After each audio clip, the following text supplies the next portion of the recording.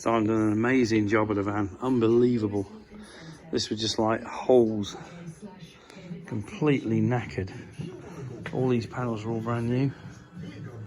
All this in a stack under there is new, because the previous idiots didn't do it properly. This whole wheel arch, right back to here, completely repaired.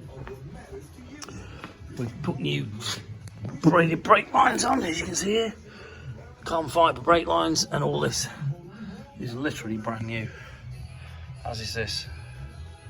Because to be honest with you, why buy a new shitty van with all that electronic crap that you can't even work on?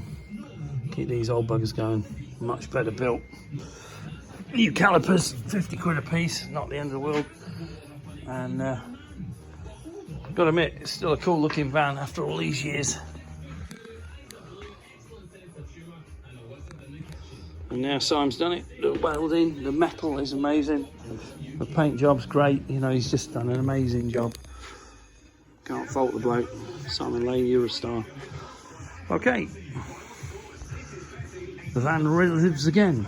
Got an MOT, new brakes, new disc. Should piss it. Mike from Custom Cruisers at Simon Lane's. Thank you.